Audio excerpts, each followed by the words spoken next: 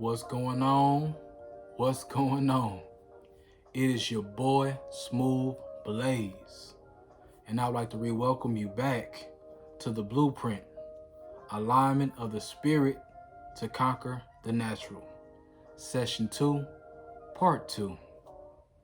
Now, before we get into all the major points for this week, please make sure you like, comment, and subscribe to my channel.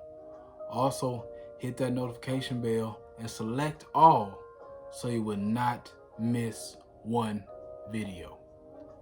Now, previously on the Blueprint, we discussed and we talked about what are the worldly expectations as regards to money.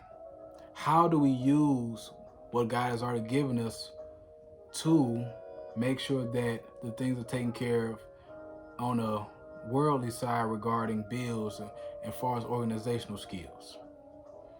Now, for this week, the question that came to mind and that what we will focus on will be, what kingdom expectations do I have regarding money?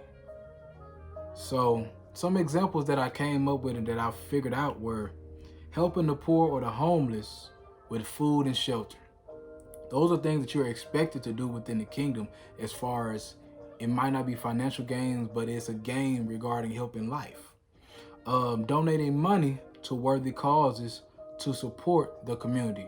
If it's for breast cancer, if it's for sickle cell, different things of that nature, you're putting money towards that in order to find cures for these things. Another example would be being active and financial member at your church, meaning that it's important to tithe into your church, because doing tithes and offering, I know a lot of people are a little skeptical of it, but the thing is, the tithe is for God. If the church do something wrong with it, it's not necessarily your fault.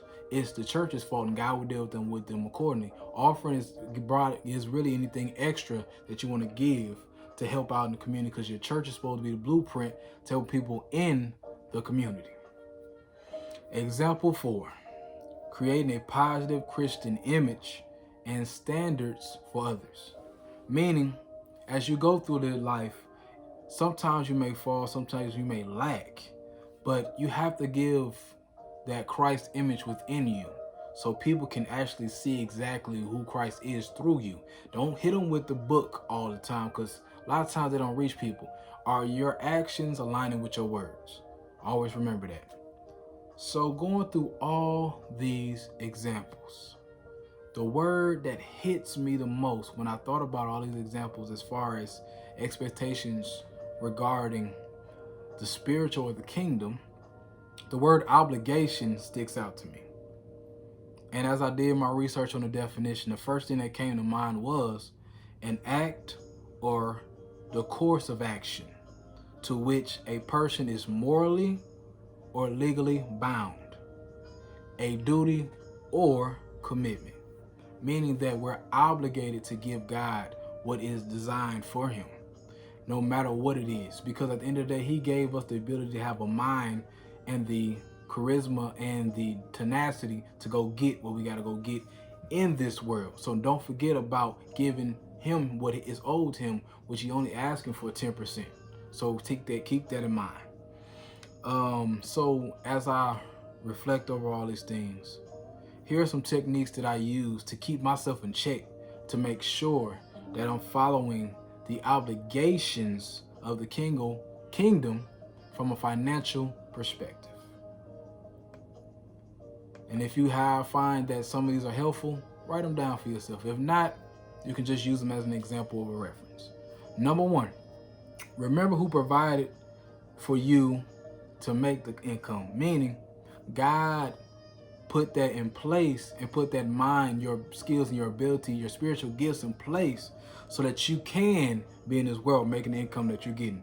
Always remember that.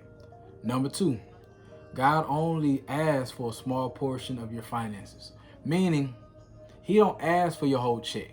He just wants a segment or a piece of it. We don't have a problem giving things regarding our house, electricity, cable, gas, utility. We don't mind that because we have to do that. So we have to look at it as we're giving God things that he ask for, so he can be able to continue to push us through this world and keep us above ground. Number 3, your tithe is for God, not man. Meaning, when you tithe, you're tithing so that you can give God his percentage. It's not about the people that's in your church. It's about giving God what is required for him. And it's not about that. Just always keep that in mind. You're not doing it for your pastor. You're doing it to give God his credence. What they do with the money, do it at prime, and if it's not properly allocated for, God will deal with them. Number 4, God holds spiritual leaders accountable for those tithes and offering. Meaning, if they don't do right by it, as I said before, God will take care of them. Meaning, we may not see what happens, but there might be a dissension or turmoil within their lives that cause them to have to do things right. Either they're going to do things right or they're going to be taken out of that role that they're in, their leadership position. Because at the end of the day, we know that pastors and leaders are not perfect, but at the same time, when there's certain things that are a standard or obligation, you have to handle your business. Number 5, it's not about the amount, it's more about the heart.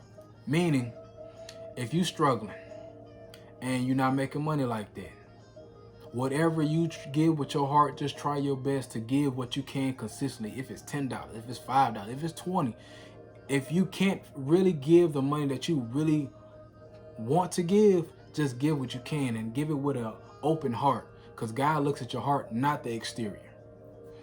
Number 6, trust the Lord with your finances and he will make them stretch.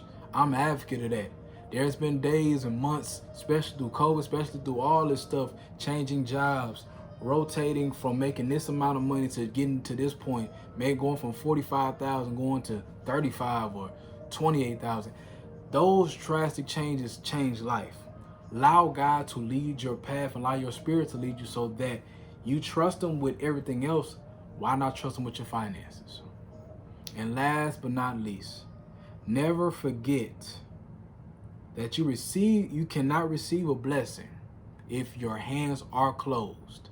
Meaning that if you're expecting somebody to give you something on a continual basis, but at the end of the day your hands stay closed, you'll never be able to receive anything.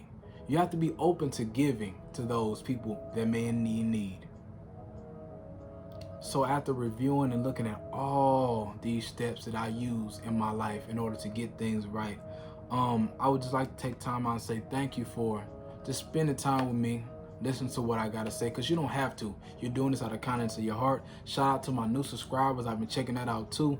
But before we go, please make sure you like, comment, and subscribe to my channel. Also select that notification bell and hit all so you will not miss one video. Now before we leave, remember this simple phrase: we cannot control the hands that were dealt for us, but we can move with a purpose. Again, it's your boy Smooth Blaze, and I'm signing out. Peace and love.